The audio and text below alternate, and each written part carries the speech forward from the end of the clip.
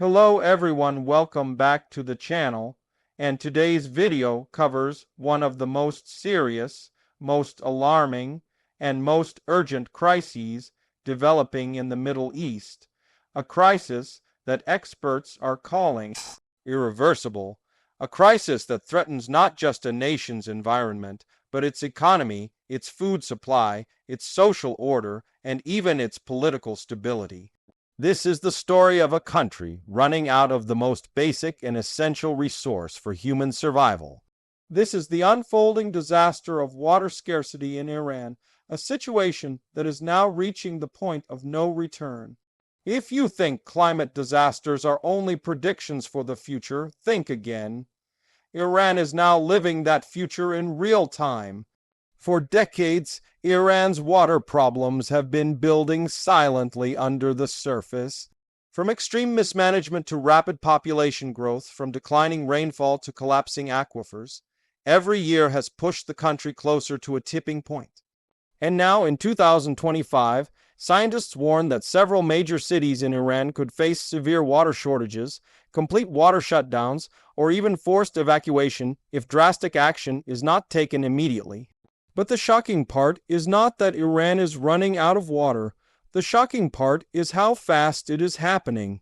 Entire lakes have vanished, rivers that once fed millions now run dry, farms are dying, and in some regions, water tanks delivered by trucks have become the new normal. For millions of Iranians, the disaster is no longer something to fear. It is something they wake up to every day. To understand how we reached this point, we first need to look at Iran's geography. Much of Iran is naturally arid or semi-arid. Over 70% of its territory receives very little rainfall throughout the year. Historically, Iran relied on ancient systems like qanats, underground channels that protected water from evaporation, and careful farming methods that matched the environment. But when the population began rising rapidly in the 20th century, Iran attempted to modernize its water usage. Dams were built, deep wells were drilled, rivers were diverted. Crops requiring enormous amounts of water, such as wheat, rice, and pistachios, were planted in regions where the climate simply could not support them. With each new project, the government promised development, self-sufficiency, and economic growth. What no one predicted, or what many officials ignored, was that Iran was building a long-term environmental time bomb. Today, that time bomb is exploding. Aquifers that took thousands of years to fill are being pumped dry within decades. Groundwater levels across the country are falling at some of the fastest rates in the world. In many regions, the water table has dropped so low that wells can no longer reach it.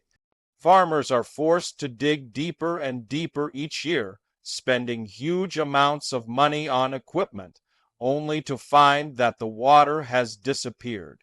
This is why Iran now has tens of thousands of illegal wells, desperate attempts by people to survive in a collapsing system.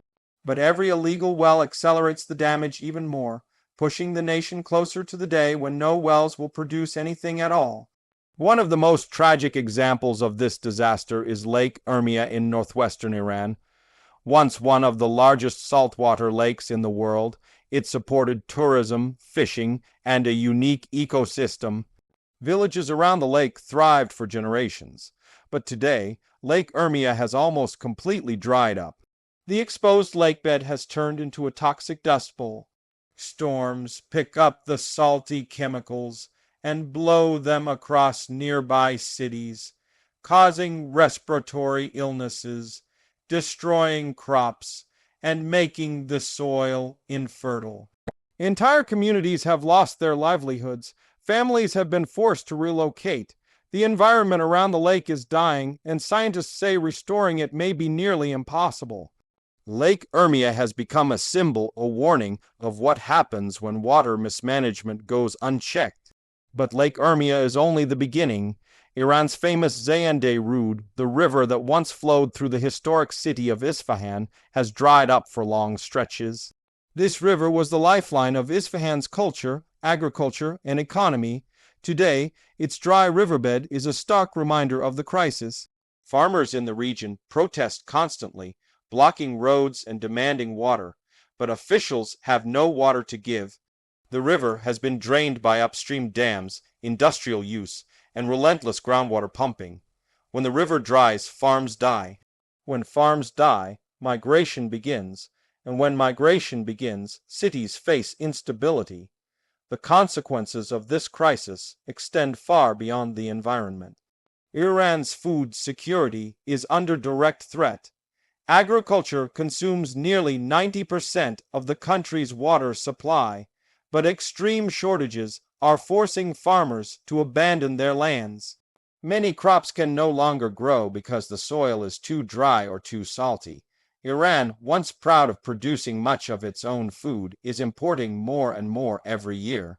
This makes the country heavily dependent on global markets, and even minor disruptions, price changes, sanctions, or international conflicts can cause serious problems inside Iran. The rising cost of food is already putting pressure on millions of households. As prices go up, anger follows. But what makes Iran's situation even worse is the acceleration of climate change. Temperatures in Iran are rising faster than the global average. Heat waves are becoming more frequent and more intense. Rainfall is becoming more unpredictable. Many regions now face droughts that last for years. When rain finally comes, it often arrives in the form of destructive floods because the dry soil cannot absorb water. This creates a cycle of disaster, long droughts followed by sudden floods that destroys farmland, damages infrastructure, and threatens lives. Iran's climate is entering a stage of extreme volatility, and the country is not prepared for it. In some cities, including Shiraz, Kerman, Zayandeh, and even parts of Tehran, the water shortage is so severe that authorities sometimes cut water for hours or days. In rural areas, the situation is even worse. Many villages receive water only through tanker trucks, and even that supply is inconsistent. Residents often wait in long lines under the burning sun to fill containers. Some communities fight over water. Others have simply begun to collapse, with families leaving their homes behind and moving to overcrowded cities. This rural exodus is creating a new crisis. Iran is witnessing some of the fastest internal migration in its modern history, driven purely by lack of water. But the crisis doesn't just affect ordinary citizens, it also threatens Iran's industries and energy sector. Many power plants in Iran rely on water for cooling. As water becomes scarce, the risk of blackouts increases. Manufacturing industries face interruptions.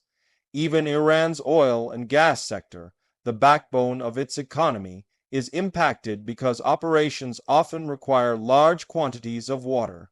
Without water, Iran cannot maintain stable electricity, stable industries, or stable economic growth.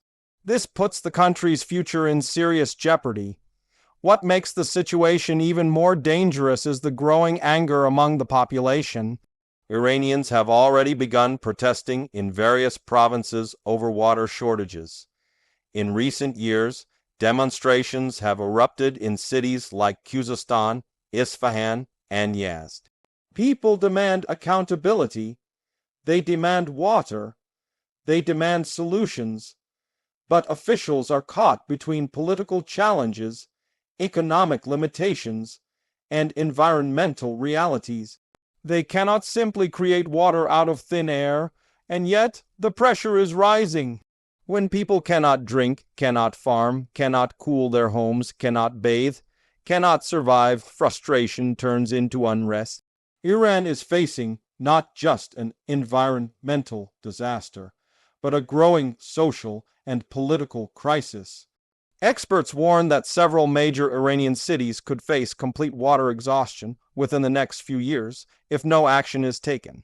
This phenomenon, known as Day Zero, refers to the day when a city's water supply becomes so low that the entire distribution network shuts down. Cape Town in South Africa narrowly avoided its Day Zero in 2018. Iran may not be so lucky. Cities like Yazd, Shiraz, and Bandar Abbas are already on high alert. Some reports suggest that the capital, Tehran, home to over 9 million people, is also at serious risk. If a metropolis as large as Tehran faces a water crisis, the consequences will be unimaginable. But how did things get this bad? The truth is that Iran's water crisis is not just the result of climate. It is the result of decades of political decisions that ignored scientific warnings. Massive dam building projects disrupted natural river flows.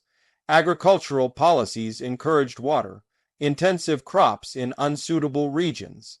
Industries were developed without considering environmental limits. Groundwater was treated as limitless, even though experts warned that aquifers were shrinking. And on top of all this, sanctions and economic pressure prevented Iran from investing in advanced water technology. Today, many of Iran's dams are nearly empty. Some hydroelectric plants cannot operate because there is no water left to turn the turbines. Thousands of wells have dried up. In many rural areas, the land is sinking, a phenomenon known as subsidence, because the groundwater has been removed. Some regions have sunk by several meters, damaging buildings, roads, and water pipelines. Once the land collapses in this way, it cannot recover. The aquifer cannot refill. The damage becomes permanent. This means that parts of Iran may become uninhabitable in the near future. Not because of war, not because of disease, but because of thirst. Another alarming factor is the rapid urban expansion.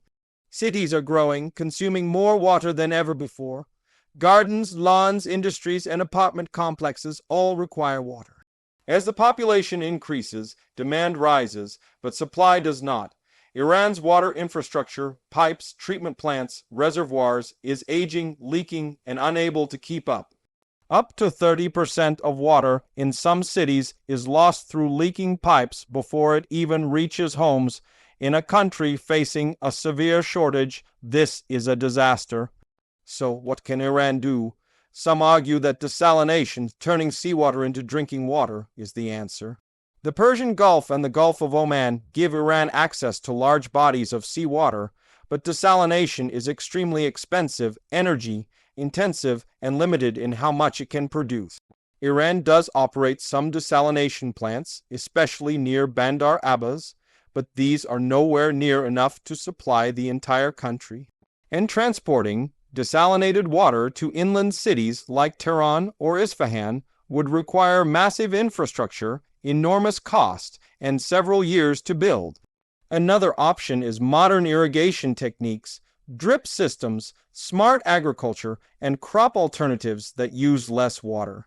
But many Iranian farmers cannot afford this technology, and the transition would require government investment that Iran may not currently be able to provide. Some experts argue that the only realistic solution is a dramatic reduction in water use, especially in agriculture. But this would hurt millions of farmers, destroy rural economies, and create even more migration and unemployment. This is why Iran faces a terrifying dilemma. The only solutions available come with enormous consequences, and doing nothing is even worse. As the crisis grows, one thing becomes clear. Iran is entering a new era where water will shape its politics, its economy, and its society. Water will determine where people can live, what they can grow, what industries can survive, and how much stability the nation can maintain. The country is now at the point where major decisions must be made, not in the next decade, but right now.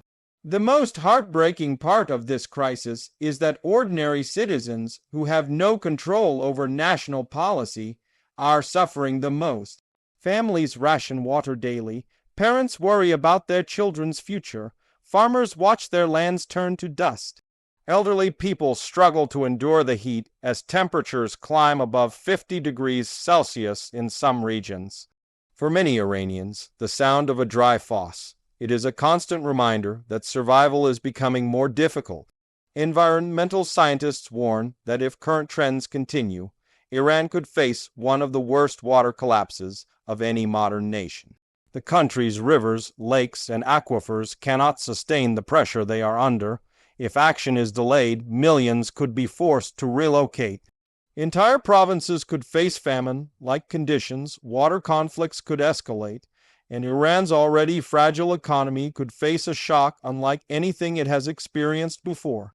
Many Iranians are already referring to this crisis as the country's silent war. It is a war not fought with guns or armies, but with drought, heat, and scarcity. A war that affects every person, every family, every city, and every future. And yet, there is still hope, but only if urgent steps are taken. Experts suggest that Iran must shift its agriculture system, reform its water laws, invest in water-saving technologies, repair its aging infrastructure, restrict heavy groundwater pumping, and take climate change seriously. None of these solutions are easy, none are quick, but they may be the only way to prevent a total collapse. At the center of all this is one truth: water is life, and when water ends, everything else begins to fall apart. Iran is now learning this lesson in the harshest possible way. This is not just a crisis of nature. It is a crisis of survival. As the world watches, Iran stands on the edge of a disaster that will shape the future for generations. What happens next will depend on the actions taken today. The drought has already begun. The land is already cracking. The rivers are already dry. And as scientists warn, unless drastic action is taken, the disaster is only beginning. And that is the story of how Iran, a nation with thousands of years of history, culture, and civilization, is now facing one of its greatest challenges ever, the moment when water ends and the disaster begins.